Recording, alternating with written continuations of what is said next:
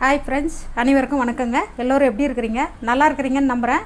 அதே நம்பிக்கையோட இன்றைக்கி நம்ம சேனலில் செய்ய போகிறது பாலக் கீரை, முட்டை இது ரெண்டும் வச்சு ஒயிட் ரைஸுக்கு, சப்பாத்தி, பரோட்டா, பூரி எல்லாத்துக்கும் ஆகிற மாதிரி ஒரு கிரேவி காட்ட போகிறோங்க. கடைசி வரைக்கும் வீடியோ பாருங்கள், எப்படி செய்கிறதுன்னு பார்க்கலாம். பாலக் கீரை வேக வைக்கிறதுக்கு தண்ணி கொதிக்க வச்சுருக்குறேங்க. கொதிக்கிற தண்ணியில் கீரை போட்டுக்கலாம். தண்ணி கொதிக்க வச்சு எப்பயுமே கீரை வேக வச்சு எடுத்துக்கோங்க. சேர்த்துட்டு கிளறி விட்டுறலாங்க. ஒரு 1.5 to 2 நிமிஷம் வெந்தால் போதுங்க. தண்ணியில்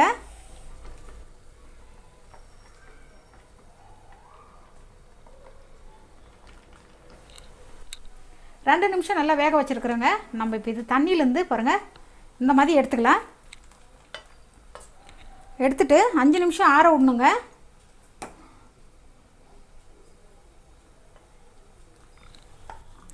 பாலக்கீரை 5 நிமிஷம் ஆறதுக்குள்ளார தாளிச்சிடலாங்க. தாளிக்கிறதுக்கு பாண்டில் வச்சுட்டேன். எண்ணெய் ஊற்றிக்கிறேன். எண்ணெய் வந்துட்டு 3 to 4 டீஸ்பூன் அளவுக்கு ஊற்றுறேங்க. போதும், இந்த அளவுக்கு எண்ணெய் காயிட்டும். எண்ணெய் காஞ்சிடுச்சுங்க. சோம்பு ஒரு 1/2 டீஸ்பூன் அளவுக்கு சேர்த்துக்கிறேங்க. சோம்பும் சேர்க்கலாம், ஜீரகமும் சேர்க்கலாம். சோம்பு சேர்க்குறேன். நல்லா வெடிக்குது பாருங்கள். சோம்பு நல்லா வெடிக்குதுங்க. இந்த டைமில் 2 இன்ச்சு பட்டை, லவங்கம் 5, 2 ஏலக்காய் போட்டிருக்குறேங்க. போதும், இந்த அளவுக்கு போட்டு ஸ்டவ் கம்மி பண்ணிவிடுங்க. போட்ட உடனே வச்சிடுங்க. ஏலக்காய் நான் தட்டிட்டு போட்டிருக்கிறேன். வாசனை ரொம்ப நல்லா இருக்குங்க, அதனால் நான் தட்டிட்டு போட்டிருக்கேன். இப்போ நம்ம வெங்காயம் குட்டி குட்டியாக நறுக்குனது, ஒரு பெரிய சைஸ் வெங்காயங்க, அது 2 பச்சை மிளகா, இதெல்லாம் சேர்த்து 2 நிமிஷம் நல்லா வதக்கலாங்க. எண்ணெயில் லைட்டாக கலர் வந்தால் போதும்.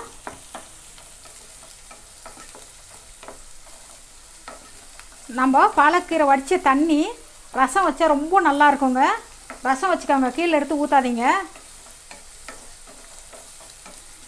2 நிமிஷம் வேகட்டுங்க எண்ணெயில். எல்லாம் சேர்த்து 2 நிமிஷம் நல்லா எண்ணெயில் வதக்கிருக்குறேங்க.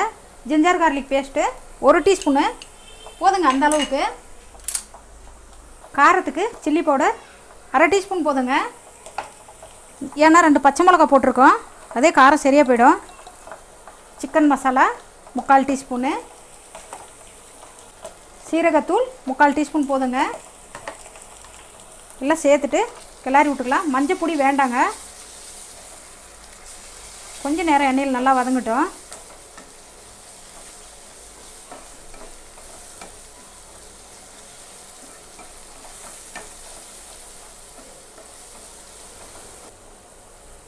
எல்லாம் சேர்த்து 2 நிமிஷம் நல்லா எண்ணெயில் வதக்கிருக்குறேங்க. பச்சை வாசனை போயிடுச்சு. 2 தக்காளி குட்டி குட்டியாக நறுக்குனது. வேணும்னா நீங்கள் தக்காளி சேர்த்துக்கோங்க. தக்காளி போட்டால் தாங்க நல்லாயிருக்கும். தேவையான அளவுக்கு உப்பு தக்காளி மேலேயே சேர்த்துடலாம். அப்போ தான் தக்காளி நல்லா வேகுங்க. மூடி போட்டு ஸ்டவ் கம்மி பண்ணி விட்டுறலாம். ஒரு 1 நிமிஷம் நல்லா வேகட்டும். பாலக்கீரை நல்லா ஆறிடுச்சுங்க. தக்காளி வேகிறதுக்குள்ளார இதை அரைச்சி எடுத்துக்கலாம். ஜாரில் சேர்த்துக்கிறேங்க. இதில் இருக்கிற தண்ணியே போதும், தண்ணி சேர்த்துடாதீங்க. தண்ணி சேர்த்துட்டிங்கன்னா நல்லா அரைக்க முடியாது, நைஸாக வராதுங்க. நான் இப்போ இது பேஸ்ட் மாதிரி அரைச்சிட்டு வரேன். பாலக்கீரை பாருங்கள் அரைச்சிட்டு வந்திருக்கிறேன். தண்ணி போடலைங்க, அதில் இருக்கிற தண்ணியே சரியாக போச்சு. தக்காளி போட்டுட்டு பாருங்கள், மூடி போட்டிருந்தோம். மூடி போட்டு உப்பு போட்டிருந்தோம் பாருங்கள், எவ்வளோ நல்லா வெந்துடுச்சு. இப்போ நம்ம இது நல்லா கிளறிக்கலாம். உங்களுக்கு தக்காளி வேண்டான்னா லெமன் சேர்த்துக்கோங்க லாஸ்ட்டில். அவ்வளோ ஒன்றும் டேஸ்ட்டாக இருக்காதுங்க லெமன் போட்டிங்கன்னா. வேணுன்றவங்க சேர்த்துக்கோங்க. தக்காளி பாருங்கள் எவ்வளோ நல்லா வெந்துடுச்சு. தக்காளி எல்லாம் சேர்த்து நல்லா வதக்கியாச்சுங்க. வேக வச்சு முட்டை எடுத்து வச்சுருக்கிறேன், சேர்த்துக்கலாங்க.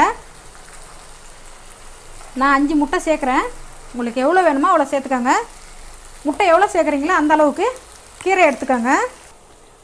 அரைச்சி வச்சுருந்த பாலக்கு கீரை சேர்த்துக்கலாங்க. சேர்த்துட்டு கிளறி விட்டுறலாம். 5 to 6 நிமிஷம் நல்லா கொதிக்கணுங்க. அவ்வளோ டேஸ்ட்டாக இருக்கும் குழம்பு.